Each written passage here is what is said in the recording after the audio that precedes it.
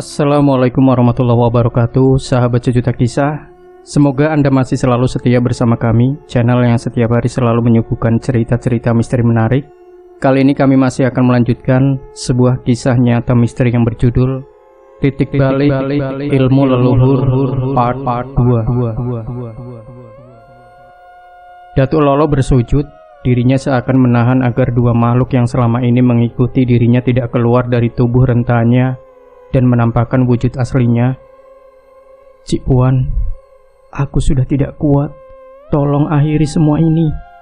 Cabutlah nyawaku dan ambil ragaku sebagai ganti dari persembahan yang biasa aku lakukan. Cabut saja nyawaku. Suara Datuk Lolo terdengar bergumam. Tidak Lolo, aku akan terus meminta persembahan darimu, kecuali anak laki-lakimu yang meneruskan semua ini, maka penderitaanmu akan berakhir dengan sendirinya. Balas satu sosok wanita bangsawan Melayu. Terlihat satu selendang berwarna merah tersampir di pundaknya. Rambut hitam bergelung ke belakang dengan hiasan beberapa tusuk konde yang menancap di rambut hitam yang bergelung. Puan Rara, aku sudah berusaha membujuk anak laki-laki satu-satunya untuk menjadi pewaris tunggal ilmu leluhur. Tapi dia memilih untuk meninggalkan kampung halaman dan menuntut ilmu di pulau seberang. Ampun Puan. Balas Datuk Lolo seraya bersujud dan seakan sedang menyembah sosok Rara Serunting. Sementara dari ubun-ubun kepala Datuk Lolo mengepul asap berwarna hitam pekat yang keluar dari ubun-ubun kepala. Tolong Cik, ambil saja nyawaku. Kembali suara Datuk Lolo terdengar saat kepulan asap hitam berwujud satu sosok pria tampan dengan berpakaian yang hampir sama dengan Rara Serunting.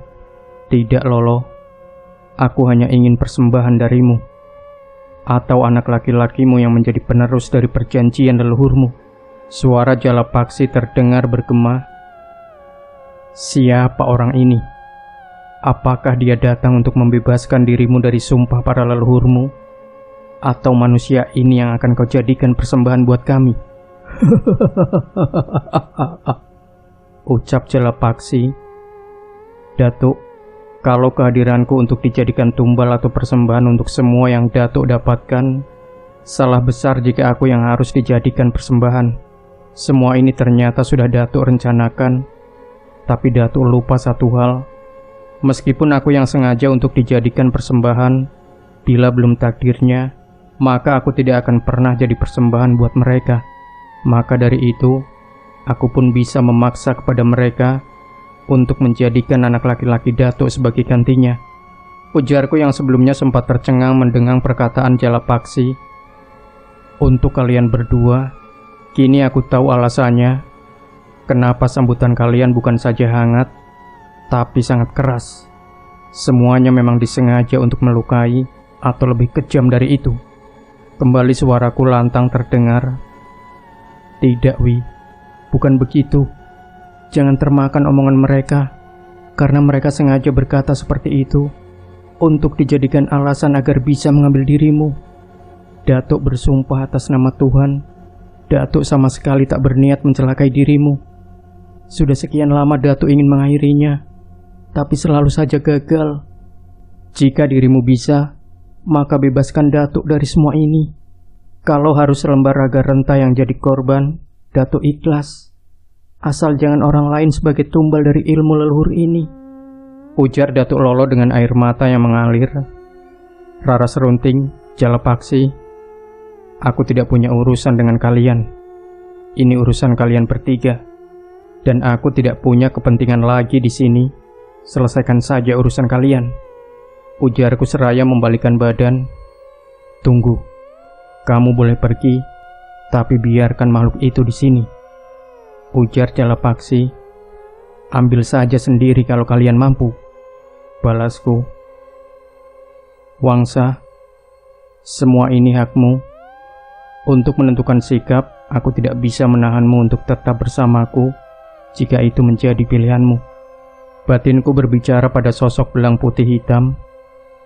Sambutan pertama yang mereka lakukan sesungguhnya memancing agar aku keluar dan berwujud di hadapan mereka. Tapi kamu bisa mengendalikan diri hingga aku tidak terpancing keluar. Maka dari itu, aku akan tetap bersamamu sesuai dengan sumpahku pada Nini Amah, nenekmu. Batinku mendengar satu suara yang tidak asing di telinga. Mau atau tidak mau, aku akan memaksanya. Kembali suara Jalapaksi terdengar. Jalapaksi, bukan saat yang tepat untuk memaksa. Yang jelas, aku tidak akan tinggal diam kalau dirimu memaksa, dan dengan terpaksa aku harus mempertahankannya. Ini yang kutunggu-tunggu. Jadi kami punya alasan untuk menyumpal mulutmu untuk diam selamanya dan mengambil sosok hitam putih.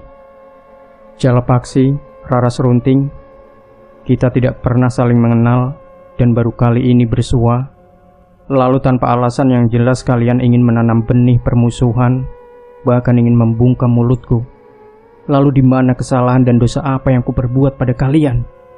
Ucapku seraya mengacungkan telunjuk ke arah mereka berdua. Kami bangsa lelembut tidak perlu mencari kesalahan dan dosa yang kamu lakukan. Kehadiran dirimu saja sudah merupakan sebuah kesalahan. Secara tidak langsung, kedatangan dirimu telah mengusik ketenangan kami. Balas Jalapaksi. Kehadiranku juga kedatanganku sama sekali tidak melakukan apa-apa yang menyinggung atau membuat kalian tidak nyaman. Bahkan yang seharusnya yang tidak nyaman adalah aku, karena sambutan kalian yang sudah merupakan sebuah serangan. Asal kamu tahu, hai manusia, energi kalian berbenturan dengan energi kami, ditambah dengan energi positif yang datang dari leluhurmu, yang membuatku tidak nyaman dan menyerangmu juga sosok di belakang dirimu. Jadi karena rasa ketidaknyamanan kalian, yang akhirnya kalian punya alasan untuk menyerang. Terus bagaimana kalau aku juga punya alasan dan menjadikan perlakuan kalian sebagai alasan untuk meleburkan semua perjanjian antara kalian bertiga? Dan aku punya alasan untuk ikut campur dalam urusan kalian, daripada aku hanya diam saat kalian akan menyumpal mulutku untuk selamanya dan mengambil belang putih untuk dijadikan peliharaan kalian. Aku ingin tahu apakah kemampuanmu sehebat kata-kata dan silat lidahmu. Kali ini Rara Serunting yang angkat bicara dengan disusul sebuah gerakan tangan yang mengibaskan selendang yang tersampir di pundaknya. Wuh! Satu energi panas menderu seiring kibasan selendang yang menghasilkan energi panas. Allahu Akbar. Gumamku seraya memukulkan telapak tangan ke tanah. Wus. Energi dari doa pukulan Jibril menyambut kedatangan energi selendang gaib Rara Serunting. Jalapaksi yang menonton tiba-tiba mencabut keris pendek di balik pinggangnya. Tangannya bergerak dalam gerakan membelah dari arah atas turun ke bawah. Dan krak, tanah yang kupijak tiba-tiba terbelah. Sebuah hantaman kaki terdengar menghantam tanah dan menghentikan retakan yang dibuat Jalapaksi. Lalu suara auman membahana terdengar. Krrrr. Hentikan Jalapaksi, atau engkau akan berurusan dengan Trah Pasundan. Terdengar Wangsa Direja angkat bicara. Ini yang kutunggu dari Trah Pasundan, Wangsa. Balas Jalapaksi.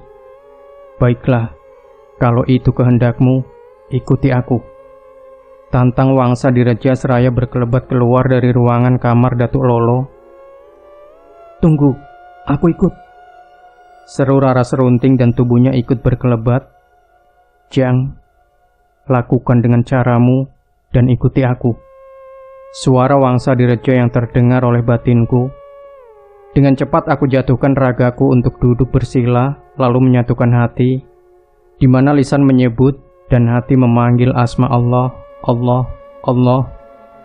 Lorong hitam panjang tanpa cahaya adalah gerbang menuju dimensi lain, tapi tidak semua gerbang dimensi lain adalah sebuah lorong hitam yang panjang. Ada kalanya kita bertemu dengan lembah tanpa ada hembusan angin ataupun kicau burung-burung. Alamnya hening dan seakan mati. Kenapa kita masuk ke alam mereka, Wangsa? Tanyaku. Kita tak mungkin bertempur di alam manusia, Jang. Sebagai manusia, tentunya butuh energi yang lebih, Wangsa. Betul itu, Jang. Tapi kamu harus ingat, tujuan mereka adalah untuk menjadikan aku sebagai peliharaan mereka. Kamu ingat semua jalan untuk masuk ke dalam alam mereka, Dan dari sanalah kamu harus keluar dan dengarkan perintahku saat ini. Apa perintahmu, Wangsa? Cepat keluar dari sini. Apa? Tidak, Wangsa. Aku tidak akan meninggalkan dirimu. Ini perintahku. Tentunya kamu ingin tahu alasanku memintamu pergi. Itu yang menjadi pertanyaanku, Wangsa. Mereka bukan lawanmu. Aku melakukan ini untuk menyelamatkan dirimu. Karena orang yang layak dan cukup mumpuni melawan mereka adalah sang kiai. Cepat pulang dan sampaikan salamku pada kiai. Insya Allah dia mengerti. Ucap Wangsa Direja seraya menabrakkan badannya ke arah tubuhku hingga terlontar dan keluar dari dimensi lain yang hampir saja gerbang gaib itu menutup dengan sendirinya. Aku sudah menduga bahwa kamu akan ikut denganku, Wangsa. Terdengar suara jalapaksi saat tubuhku melayang di lorong hitam gerbang dimensi gaib. Sungguh aku tidak percaya jika Wangsa Direja akan semudah itu ditaklukkan dan secepat itu ikut dengan mereka. Sebuah pertanyaan yang terus terlintas dalam batinku. Assalamualaikum, Kang. Salamku saat sampai di sebuah bangunan yang cukup besar. Waalaikumsalam. Sebuah jawaban dari satu suara yang sangat aku kenal bersama terbukanya pintu di depanku. Geningan. Ayi, sok atuh calik. Rupanya Adit. Silakan duduk. Jawab sang kiai dengan senyum khasnya. Iya, Kang. Jawabku seiring jatuhnya tubuhku di atas kursi. Setelah cukup basa-basi, semua yang aku alami tak sedikit pun terlewat untuk diceritakan, termasuk salam dari Wangsa Direja. Sang kiai menganggukkan-anggukan kepala, menyimak semua cerita. Pada dasarnya, kita semua akan kehilangan.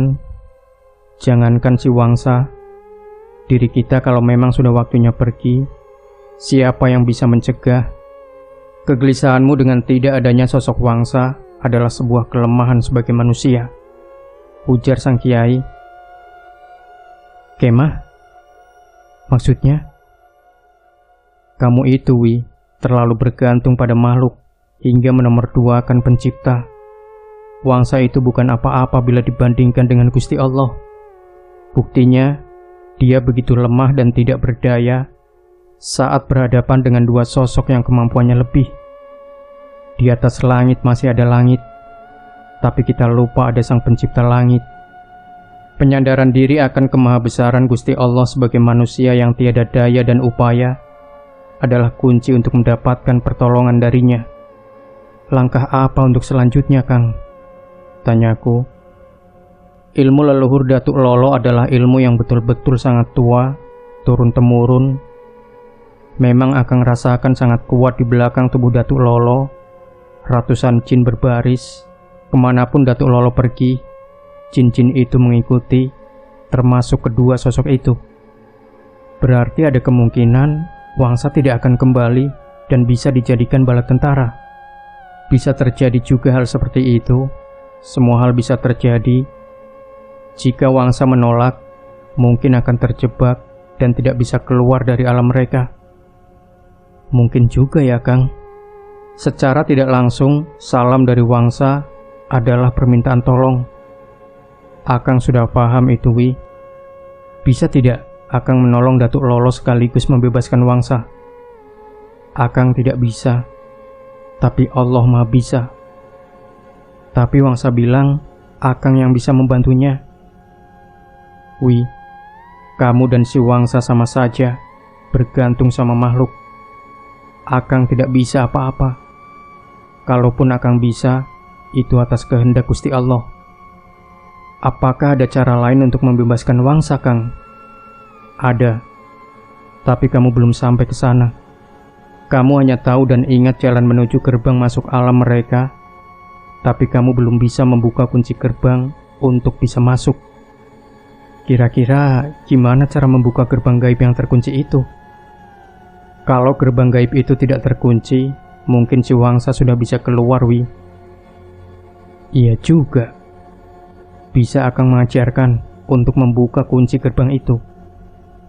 Insya Allah, Akang coba untuk membukanya dan membawa sahabatmu keluar dari sana jika Allah mengizinkan. Pertemuan dengan sang kiai terhenti setelah terdengar gema adzan berkumandang. Penyadaran diri seseorang tidak akan sama terhadap sang pencipta, tergantung dari kadar keimanan seseorang, ucap sang kiai saat setelah aku berpamitan. Pada tengah malam, sekian lama dari kejadian itu, terdengar suara cakaran dari dinding rumah dan geraman yang sangat aku kenal. Dengan cepat aku keluar rumah dan melihat ke arah dinding tembok. Wangsa? Batinku memanggil. Aku sama sekali tak mampu melihat kehadiran sosok Wangsa di Reja. Hanya merasakan kehadirannya dan mendengar geramannya tidak seperti biasanya. Atau kepekaan batinku yang mulai terputus dengan satu sosok yang selama ini mengikutiku.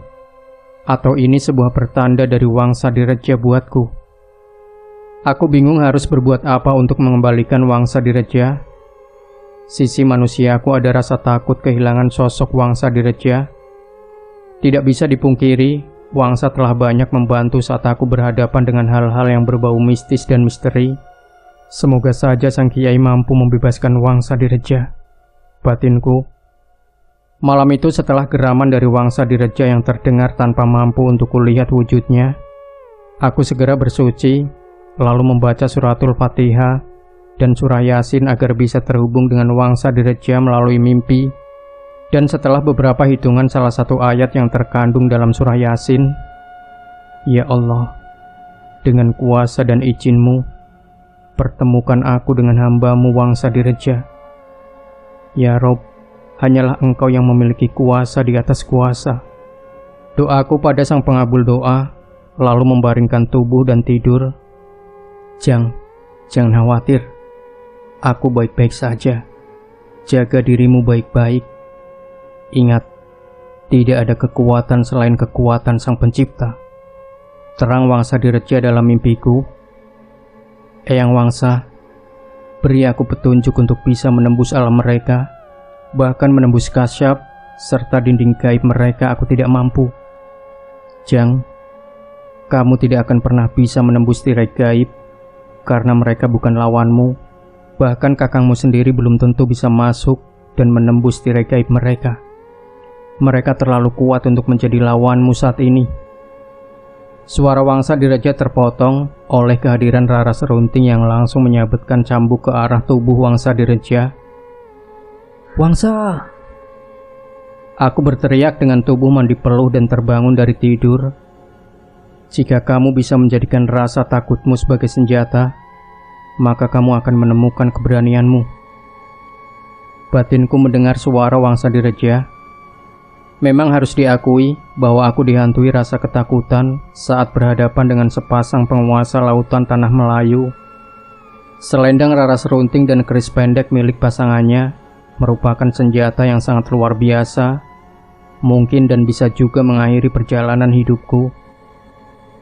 Ayi, kamu tidak bisa menembus tirai gaib mereka, bukan berarti tidak bisa, hanya Allah belum mengizinkan. Semua yang terjadi atas kehendaknya. Debu yang berterbangan, daun-daun yang gugur, semua atas kehendaknya. Allah belum mengabulkan keinginanmu.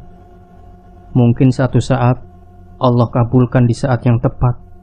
Sabar, ucap sang kiai. Aji, beberapa hal yang menjadi faktor penyebab tidak tembusnya dirimu memasuki gerbang mereka adalah kurang dekatnya dirimu pada sang pencipta, hingga kekuatan Tuhanmu tak mampu menembus dan masuk ke dalam alam mereka. Ketika dalam hatimu hidup Sang Maha Hidup, maka tidak akan pernah ada satu kekuatan apapun dari makhluk ciptaannya yang mampu melebihi kuasanya. Hidupkan Allah dalam dirimu, dalam ujung lisanmu, juga dalam hati dan pikiranmu.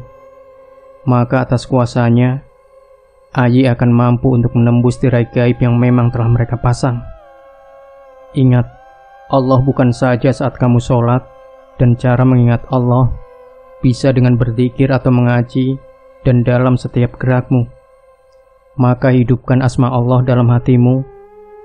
Bukan hanya ingat Allah saat kamu kesulitan untuk menembus tirai gaib mereka dengan menyatukan hati dan pikiran, tapi di saat senggang, kamu tidak pernah ingat dan cenderung lalai. Jika seperti ini, wajar kalau kekuatan rohaniyahmu tak mampu menembus gerbang gaib mereka. Jika dilogikakan, seandainya kamu berdiri di sisi satu sungai yang lebar dan kamu sambitkan batu, maka jika kekuatanmu lemah, maka batu yang disambitkan tak akan pernah sampai di tepi sungai seberang. Begitu juga dengan kekuatan rohanimu yang saat ini tak mampu menembus gerbang mereka. Kopimu kental, tapi rohanimu encer.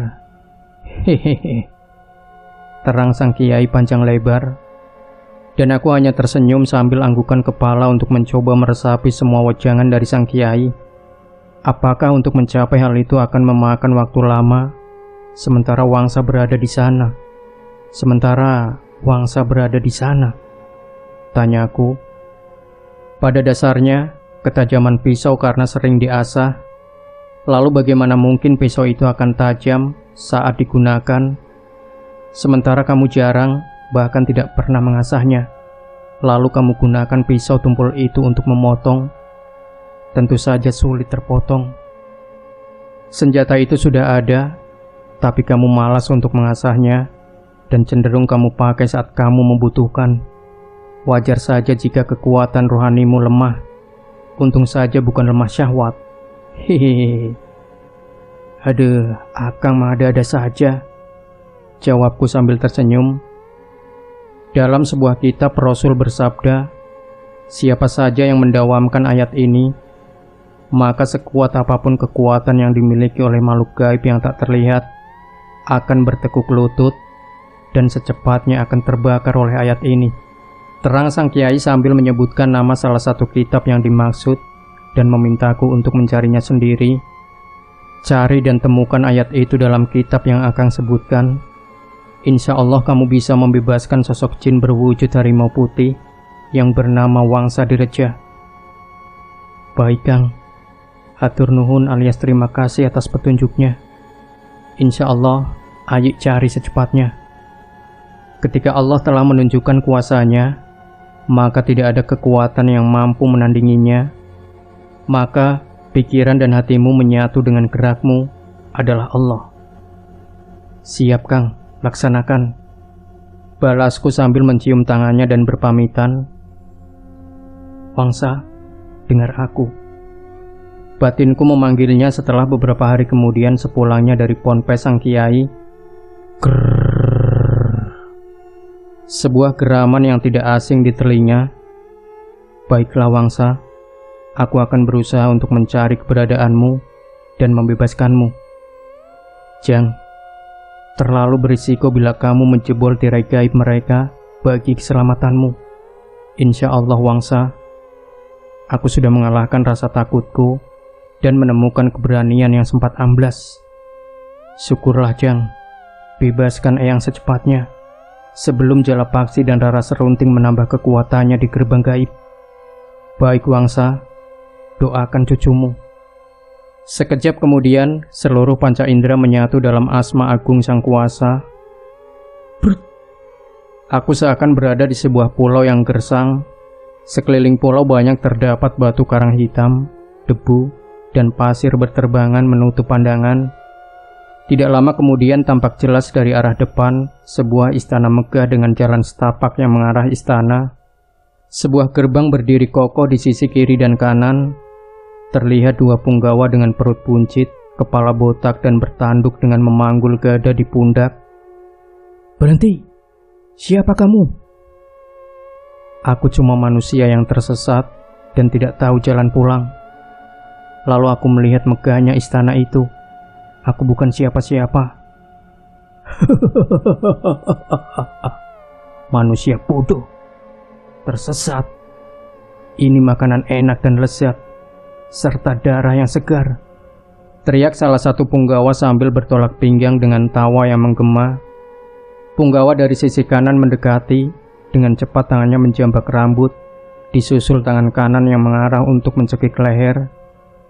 Mati kau! Bentaknya. Aku hanya diam saat dijambak. Tapi di balik itu, rapalan doa Jibril telah membuat tanganku memutih berwarna perak. Sedetik tangan punggawa menyentuh leher, kepalan tangan berenergi pukulan Jibril telah bersarang di bagian perut buncitnya. "Tobat! Ampun!" teriak Punggawa sambil mendekap perutnya dan bergulingan. Satu kawannya maju seraya mengayunkan gada. Suara desingan angin yang keluar dari ayunan gada menebar hawa panas, disambut dengan desingan-desingan warna perak yang berkelebat dari padang Siryasin. Terang, terang. Suara dua senjata yang beradu menyisakan kesemutan di telapak tangan. "Kurang ajar, kau manusia lancang!" teriak Punggawa saat terjajar beberapa langkah akibat benturan. "Sampaikan sama Nyai Mas Rara Serunting junjunganmu, kalau kau ingin selamat dari tebasan pedangku. Aku akan mati terhormat daripada harus taat pada manusia." "Bagus," jawabku seraya kembali menyerang dengan tebasan-tebasan pedang. "Hentikan, aku lawanmu." "Senopati Galagar," ucap sang Punggawa sambil menunduk merapatkan kedua telapak tangan depan dada. "Siapa kau, manusia lancang yang sudah berani membuat onar? Siapa aku tidak penting bagimu. Panggil junjunganmu atau nasibmu sama dengan mereka. Manusia lancang, rasakan ini. Aku Galagar lawanmu dan bukan mereka," ucapnya sembari menunjuk kedua anak buahnya. "Galagar, aku tidak punya urusan denganmu. Menyingkir atau nasibmu tidak jauh dengan mereka. Anak manusia lancang, akan aku lihat seberapa hebat dirimu hingga berani menyuruh penguasa tanah ini untuk menghadap pada dirimu." Sebuah gerakan memukul tanah dari telapak tangan adalah sebuah jawaban untuk Galagar, dan satu goncangan dari pukulan Azalzalah menderu. Sebuah piringan logam berbentuk bundar sebagai perisai di tangan kiri Galagar dijadikan tameng untuk menahan gempuran dari goncang Azalzalah yang kulepaskan. Deru angin berhawa panas menghantam perisai yang digunakan Galagar. Sesaat kemudian kembali serangan susulan dari pukulan Jibril menyasar tubuh Galagar. Galagar menghentikan kakinya, menimbulkan suara dentuman searah sebuah energi yang memapak hawa panas dari pukulan Jibril. Dua ledakan dahsyat meruntun terdengar ketika dua energi berbenturan. Rasa sesak dalam dada terasa menghimpit, serta dua kaki yang surut beberapa langkah ke belakang, sementara tubuh Galagar terpental cukup jauh dan jatuh terkapar. Melihat tubuh yang terkapar dengan menekan ujung tumit ke tanah, tubuhku berkelebat, tapi satu sosok lain terlihat menyambut kelebatanku dengan suara desingan gada. Swiut! Suara desingan angin dari gada yang mengayun sangat terasa. Dengan cepat kutarik kepala ke bawah untuk menghindari ayunan gada, sementara tangan kananku dengan cepat mengayunkan pedang Siryasin dalam gerakan menebas arah perut Punggawa yang bersenjatakan gada.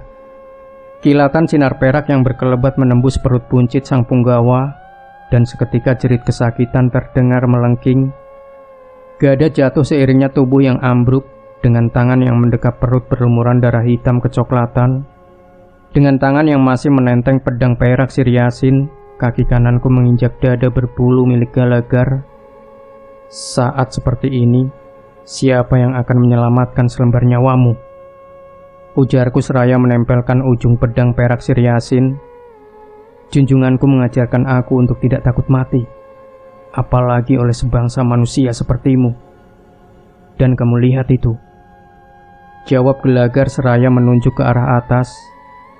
Ketika kepalaku melihat ke arah yang ditunjukkan Galagar, sebuah gerakan tangan Galagar menarik pedang hingga ujung pedang menembus leher Galagar. Langit di atas kepalaku menggumpal hitam. Hembusan angin menderu seiring dengan turunnya gumpalan awan hitam, dan perlahan-lahan gumpalan hitam menipis dan memudar.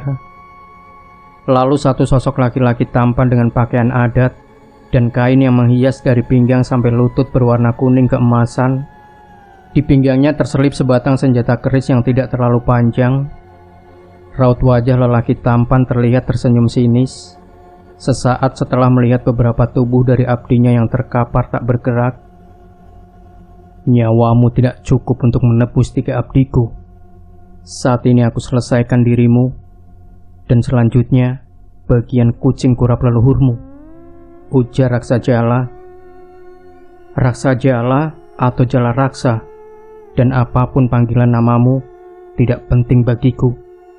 Yang terpenting saat ini, hentikan keberanianku atau nasibmu tidak jauh dari mereka. Balasku sambil menunjuk tubuh-tubuh yang terkapar. Lancang, kurang ajar, rasakan ini. Bentak Raksa Jala dan tubuhnya berubah menjadi gumpalan asap hitam lalu melesat menyelimuti tubuhku.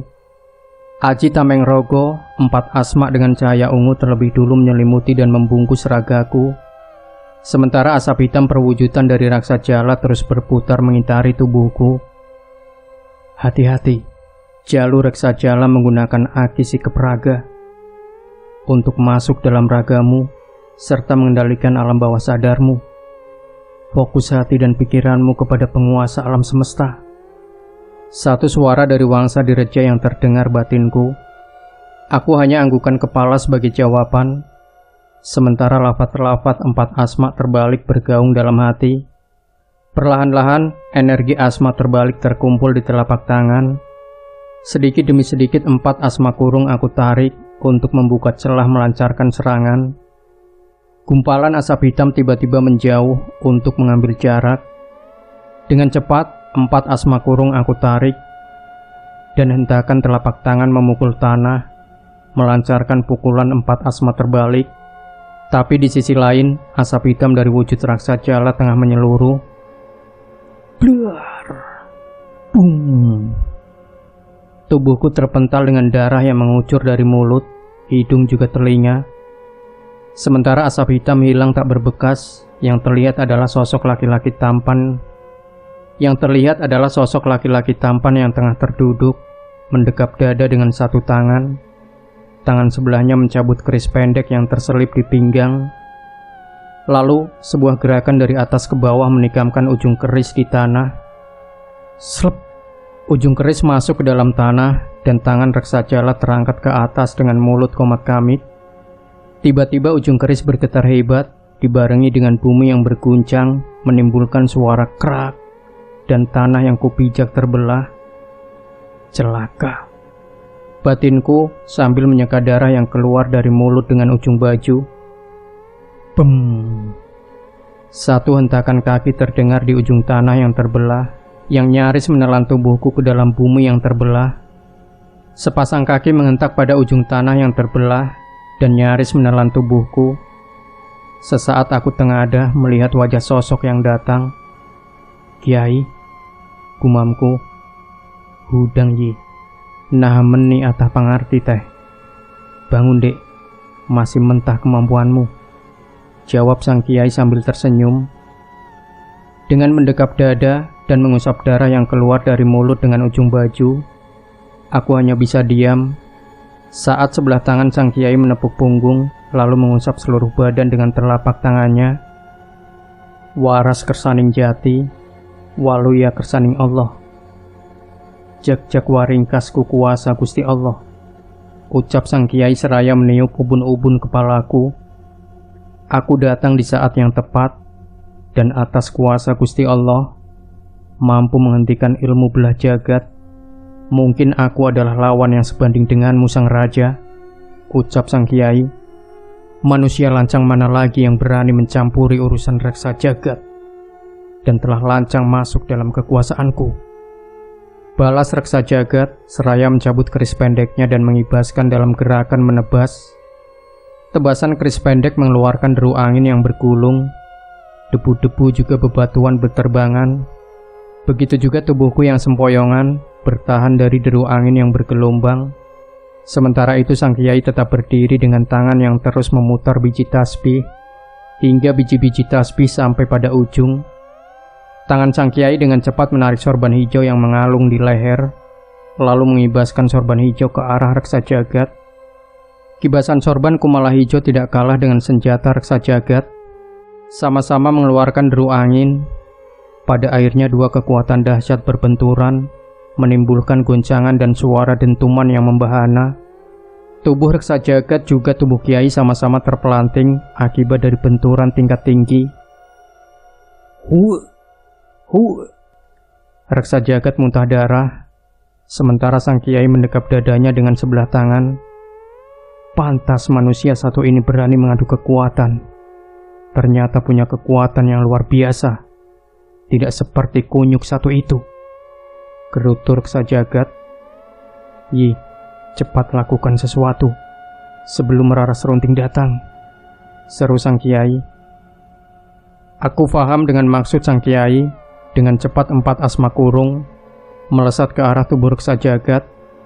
Satu warna ungu melesat ke arah tubuh reksa jagat. Satu larik sinar putih melesat menyambut laju pukulan 4 asma terbalik. Lancang kalian, berani-beraninya membuat onar di kerajaanku, Rara Serunting, seru sang Kiai. Bagus, kamu tahu siapa aku. Cepat bersujud dan mohon ampun sebelum aku akhiri hidup kalian berdua. Rara Serunting, aku dan kamu tidak ada bedanya. Sama-sama makhluk dan sama-sama seorang hamba.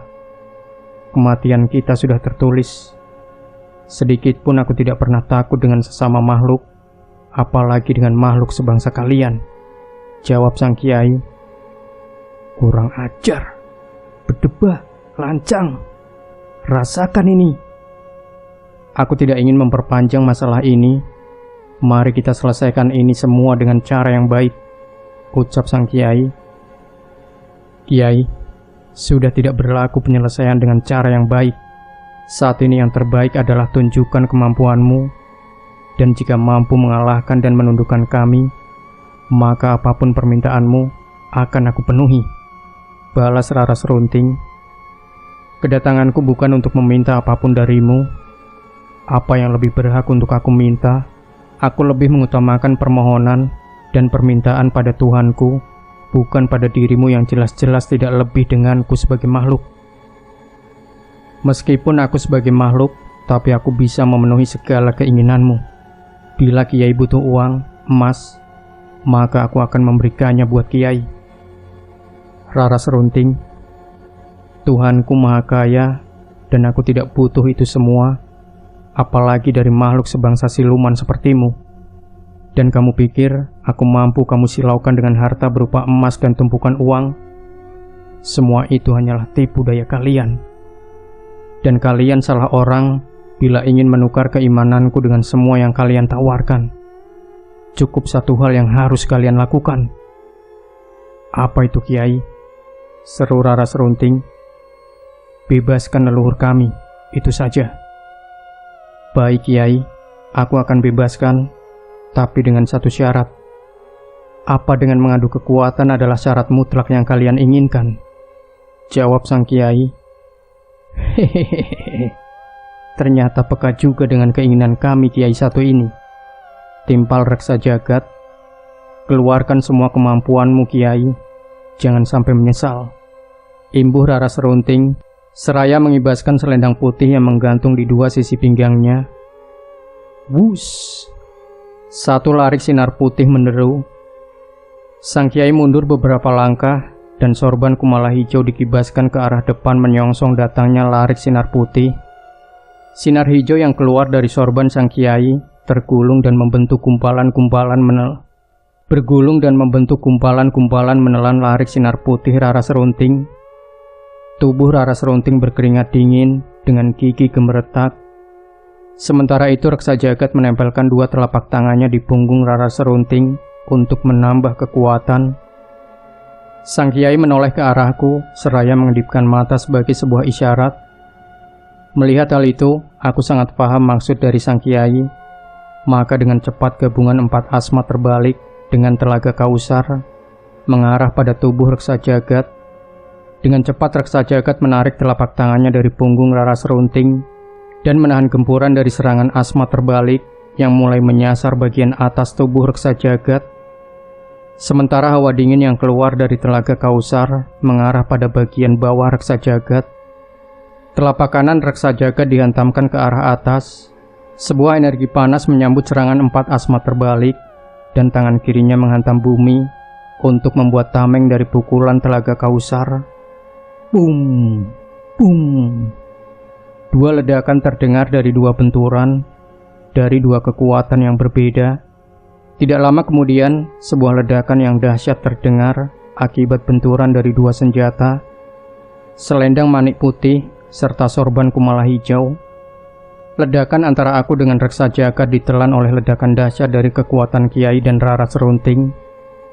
Tubuhku terlempar bergulingan, Reksa Jagat sendiri terhempas.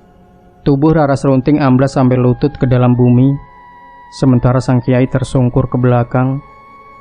Sebuah gerakan dari sang Kiai membuatnya kembali berdiri. Dua telapak tangannya rapat depan dada dengan mulut komat kamit. Tidak lama kemudian pergelangan tangan sang Kiai dari siku berubah menjadi warna hijau dan tercium aroma wangi menyebar. Berdebah, kurang ajar. Geram Rara Serunting seraya merapal mantra. Dan tidak lama kemudian satu cahaya putih membungkus tubuh Rara Serunting. Jika ilmuku Waskita Jampanaraga bisa Kiai tembus, aku Rara Serunting mengaku kalah dan aku bebaskan leluhur kalian. Tapi bila sebaliknya tak dapat ditembus, maka leluhur kalian akan menjadi abdiku. Bagaimana Kiai? Tanya Rara Serunting. Tidak ada satu kekuatan yang melebihi kekuatan Sang Pencipta alam, dan aku hanya pasrah pada kekuatan Allah Sang Pencipta. Jika atas kehendaknya, maka kekuatan ilmumu bukan apa-apa, jawab Kiai. Cepat Nyai, lakukan dan serang Kiai itu dengan ilmu Waskita Jampanaraga. Jangan menunggu diserang Nyai, teriak Reksa Jagat. Baiklah Kakang, walau sebenarnya aku menunggu diserang daripada menyerang, jawab Rara Serunting. Hiat, teriak Rara Serunting. Ayi, waspadalah dan bersiaplah, bisik sang Kiai saat mendengar ilmu pamungkas dari penguasa alam kegelapan, Rara Serunting bersama Reksa Jagat. Terlihat wajah sang Kiai yang diliputi kecemasan sesaat setelah mendengar ilmu pamungkas Waskita Jampanaraga. Aku paham betul dengan mimik muka sang Kiai. Iya Kang, jawabku sambil anggukan kepala. Kedua mataku terpejam, hati serta lisanku menyatu dalam kemahabesaran asma Sang Pencipta. Hal terbaik adalah melindungi diri dengan 4 asma kurung, juga mempersiapkan diri dengan Raja Asma Karomah. Rara Serunting juga Reksa Jagat duduk bersila dan melakukan gerakan yang sama. Keris pendek di tangan Reksa Jagat berkelebat dalam gerakan memotong dari atas ke bawah, disusul gerakan Rara Serunting yang mengibaskan selendang putihnya. Dua kekuatan yang begitu dahsyat menderu mengarah ke tubuh sang Kiai.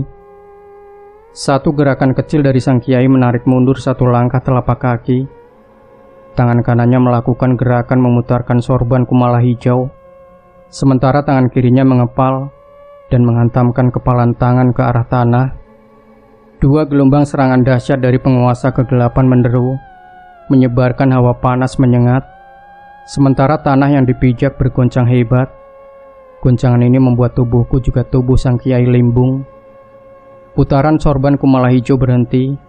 Dengan tubuh yang limbung, sang Kiai berusaha untuk bertahan tetap berdiri. Terlihat kedua kakinya amblas dalam tanah. Allahu Akbar, teriak sang Kiai seraya membentangkan sorban hijaunya. Cepat lakukan, bisik sang Kiai.